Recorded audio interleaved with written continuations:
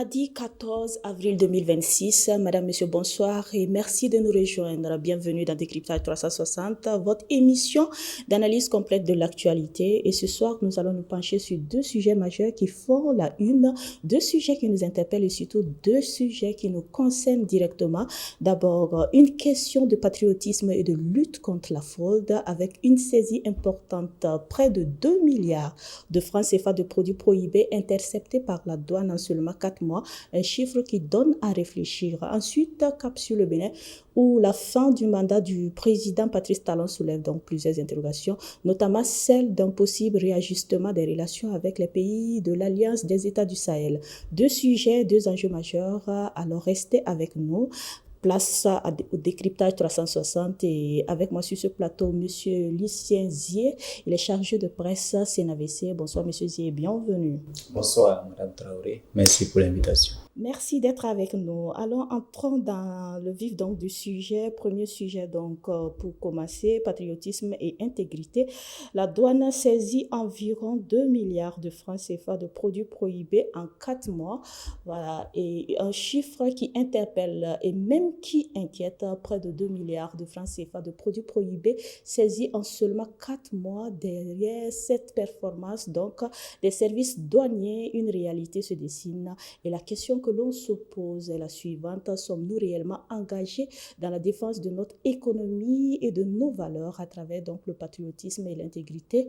Alors, Monsieur Zia, en première question, qu'est-ce que cette saisie massive révèle concrètement sur l'ampleur du trafic de produits prohibés dans notre pays? Cela révèle simplement le fait d'acteurs nationaux, commerçants, qui se sont aujourd'hui comportés en contrebandiers contre même notre dynamique actuelle, qui se veut beaucoup plus une intégrité pour permettre à ce que notre économie nationale soit protégée.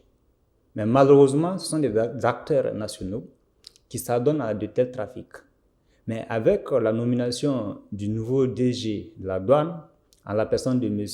Yves Kafando, il y a eu une redynamisation même des services de la douane. Et ce qui a permis de constater qu'aujourd'hui, vous verrez des images où la douane est engagée pour pourchasser même des fraudeurs.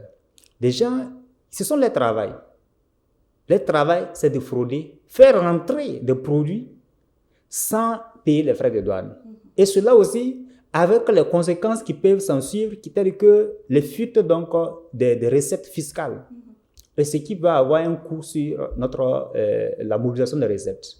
Aujourd'hui, la dynamique a changé au niveau de la douane. Je pense que c'est une vision qui a été intégrée, qui tient compte donc de notre marche, de la marche de notre peuple, qui se veut véritablement que les services, que ce soit la douane, que ce soit les impôts, que ce soit tous les services qui sont impliqués dans la mobilisation des ressources, que tous puissent travailler pour minimiser les fraudes, les actes de corruption, pour minimiser les actes de fuite de capitaux.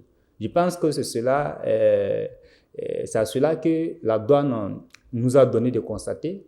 C'est le lieu pour nous de les féliciter pour cette nouvelle dynamique. En plus de cela, à chaque fois qu'il y a des saisies, des produits prohibés ou des produits frauduleux qui sont faits, et à chaque fois, il y a une communication qui se fait. Et cette communication, bien entendu, vise à sensibiliser les acteurs. Tous ceux qui tenteront de le faire, ils pourront donc s'abstenir de se comporter de la sorte. Parce que ce n'est pas au profit donc du peuple burkinabé. Et je pense que la dynamique étant le fait que nous sommes dans une nouvelle dynamique avec le capitaine Ibrahim Traoré, et tous les Burkinabés doivent avoir un comportement patriote et être beaucoup plus intègre. Alors, autre question importante, peut-on aller jusqu'à parler donc d'un manque de patriotisme économique de la part de certains acteurs impliqués dans les circuits? Oui, c'est même criminel. Ce sont des actes qui sont criminalisés. Lorsque vous détournez, vous utilisez des couloirs avec des contrebandiers, mais ce sont des gens qui transgressent même votre économie. Et à la limite, on peut qualifier cela de crime, au-delà d'être des délits. Parce que les questions de fraude et de corruption, ça dépend du montant. Aujourd'hui, on parle de 2 milliards de produits qui ont été saisis. Auprès donc de certains acteurs ça veut dire que c'est leur habitude. Donc, c'est pour dire que ce sont des acteurs qui manquent de patriotisme. Pour eux, c'est l'intérêt personnel qui est au-dessus de la nation. Pour eux, ils ne voient pas que ce soit le peuple qui est en souffrance ou toutes ces populations qui souffrent. Ils s'en foutent de cela. Lorsqu'on dit qu'un commerçant a importé des produits prohibés, ça veut dire quoi? Des produits qui peuvent être impropres à la consommation. Et quelle est sa contribution à l'atteinte même de la santé publique? Je pense qu'en tant qu'un Burkinabé, on doit se départir de tels comportements. Dans certains pays, lorsque vous vous adonnez à de telles pratiques, vous connaissez votre sort déjà. Mais je pense que les choses, la dynamique change au niveau de notre pays. Je pense qu'il faut aussi adapter l'arsenal juridique pour permettre une véritable répression. Ça veut dire que sanctionner de façon exemplaire pour que cela puisse dissuader au maximum tous ceux qui tenteront de le faire. Vous pensez qu'en Chine, on peut faire ça? La Chine étant la première puissance économique mondiale, quelqu'un peut s'adonner à de tels actes, c'est-à-dire qu'en important des produits prohibés ou des produits frauduleux pour porter atteinte à la santé, mais vous allez subir la peine de mort. Mais monsieur Zé, comment comprendre? La douane communique beaucoup sur les saisies, mais chaque fois, on a encore des saisies et des saisies. Pourquoi les Burkinabés persistent dans ces délits-là? Non, ils comptent sur la chance. Il y a beaucoup qui sont comme ça, ils sont très conscients de ce qui est interdit. Ils connaissent très bien les tests. Pour eux, ils disent que ils vont espérer de ne pas être pris. Et une fois qu'ils sont pris, ils commencent donc à se confondre avec des personnes ignorantes, à montrer que véritablement ils ignoraient donc ces dispositions et qu'ils regrettaient et qu'ils avaient des remords et qu'ils ont compris la leçon. C'est comme ça ils sont, la plupart sont comme ça. Ce sont des commerçants véreux. Mais alors même qu'on a d'autres commerçants qui sont respectueux de tous ces tests-là, qui se conforment à la réglementation, dont les produits qu'ils commandent à l'extérieur suivent les procédures en la matière. Que vous voulez importer des produits à l'extérieur, vous devrez faire d'abord la déclaration préalable d'importation. C'est un document. Et aujourd'hui, l'État a facilité beaucoup de procédures en intégrant donc, ou en développant des moyens digitaux pour permettre à ce que les procédures-là, que nous ne soyons pas forcément là physiquement, avec les documents physiques pour pouvoir engager les procédures. On peut faire ces procédures en ligne. Alors, vous avez tantôt parlé de sanctionner. Qu'est-ce que vous préconisez? Non, moi je pense qu'il faut une fois sanctionner pour donner l'exemple. Je pense que depuis longtemps, nous parlons de la peine de mort. Parce que lorsque quelqu'un a importé produit prohibé, lorsqu'on parle de produit qui est prohibé, ça veut dire que c'est impropre à la consommation. C'est ça. Combien de personnes, ces produits-là, ont causé des problèmes de santé? Et encore, on se pose la question, combien de personnes sont mortes dans cette affaire-là, sont décédées, je veux dire, suite à la consommation des produits qui sont impropres à la consommation. Je pense que c'est clair. Ce qu'ils sont en train de faire, il y a beaucoup qui posent des actes criminels. Mais lorsque face à un crime, qu'est-ce qu'il faut faire? Il faut sanctionner de façon exemplaire, de sorte que les gens comprennent que ce qu'eux-mêmes sont en train de faire. Ils sont en train de tuer des Burkinabés. Nous, des Burkinabés ne peuvent pas se lever à importer des produits au nom de leurs intérêts personnels et égoïstes pour tuer en masse d'autres Burkinabés. Regardez, il y a des produits phytosanitaires qui sont interdits, dont l'utilisation est interdite au Burkina Faso. Comment ces produits transitent par certains couloirs pour être dans le pays? Et certains Burkinabés ont consommé des produits, que ce soit des vivriers, qui ont été contaminés par ces produits-là. Et beaucoup ont eu des problèmes de santé. D'autres même sont décédés. C'est ça. Donc, je pense qu'il faut sanctionner ça. La phase de sensibilisation, on est en train de faire cela. Le fait d'avoir des saisies et puis appeler la presse et puis montrer, je pense que ça permet au peuple aussi de comprendre le mal de notre pays. De sorte que quand il y a une sanction, que les gens puissent comprendre également.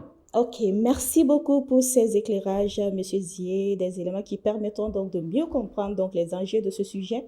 Alors, restons dans l'analyse, mais cette fois-ci, l'élargissement donc du regard au niveau sous-régional.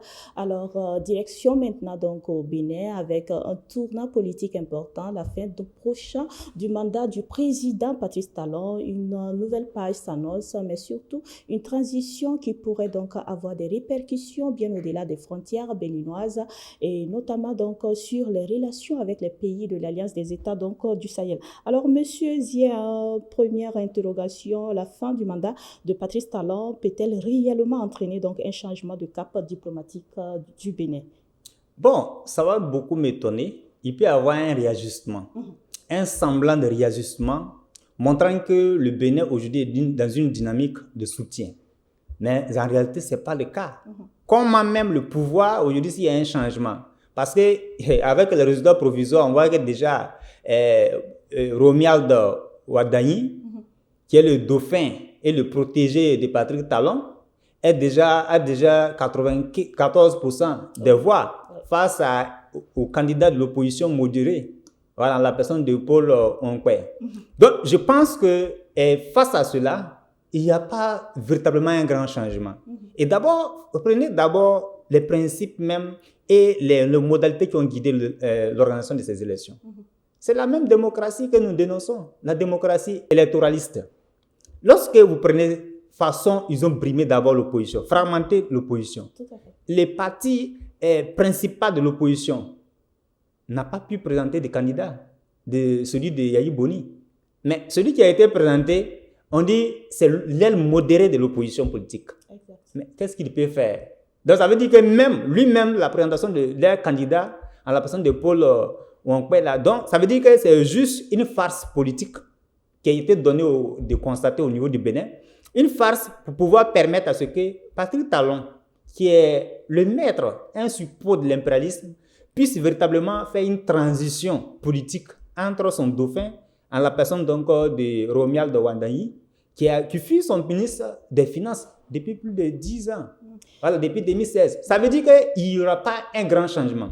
Parce que le changement, à notre entendement en tant que citoyen de l'AIS, qui veut vraiment la rupture avec l'impérialisme, le changement, c'est véritablement d'abord qu'ici il est élu, puis c'est déjà 94% des voix, je pense qu'il serait élu, il serait investi comme président. Donc, il faut d'abord qu'il prône la rupture. La rupture, c'est quoi au niveau du Bénin? D'abord, que les bases militaires qui sont installées au nord du Bénin soient délogées, bases militaires françaises, que cette base soit délogée, et faire en sorte que leurs richesses leur appartiennent, et que le peuple béninois puisse se mobiliser derrière lui parce que simplement il parle de souveraineté. Donc, s'ils défendent donc la souveraineté de leur territoire et qu'ils rompent avec le schéma classique impérialiste, bon, je pense qu'il n'y a pas de raison qu'on ne puisse pas collaborer. De toutes les manières, le peuple béninois et nos peuples sont les mêmes peuples, nous partageons les mêmes réalités. Donc, mais s'ils seront dans une logique de se comporter en vallée locale, bon, je pense que ça ne va pas donner un grand changement, donc nos rapports donc, seront les mêmes. Alors, un rapprochement avec les pays de l'AES serait-il un choix pertinent donc, pour le Bénin, notamment sur le plan sécuritaire et économique pour vous? Oui, ça veut dire que, vous voyez, la lutte contre le terrorisme, j'ai toujours dit que c'est l'existence des frontières qui fait du moins l'une des faiblesses de la lutte contre le terrorisme. Tout à fait. Avec les frontières, souvent, vous avez poursuivi des ennemis qui rentrent de l'autre côté de la frontière. Le fait simplement que vous n'êtes pas dans la même logique en termes de dynamique politique, vous n'avez pas le droit de poursuivre.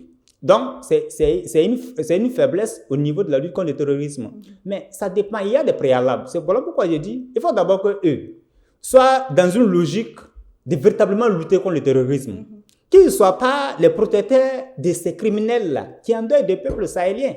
Mais si aujourd'hui, ils décident, lorsque Romuald Wadani est élu, lorsqu'ils décident d'engager une véritable politique de rupture, de rompre avec ce qu'eux-mêmes étaient en train de faire et de rompre avec l'impérialisme, je pense qu'il n'y a pas de raison qu'ils ne soient pas sur la même voie que les pays de l'AIS. En ce moment, on pourra parler d'un même langage et également lutter contre le terrorisme.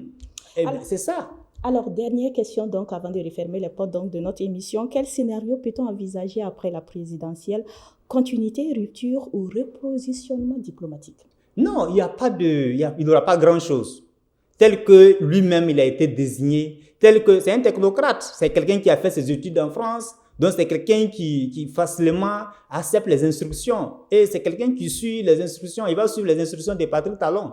Donc je n'espère pas un grand changement. Ce qui peut arriver, il peut avoir peut-être un petit redimensionnement en tout cas de la diplomatie, visant donc à tromper un peu. Avec le Sénégal, on a vu qu'il y a eu une rupture. Le Sénégal, il n'y a pas eu de rupture. Rupture avec quoi? Il n'y a rien eu.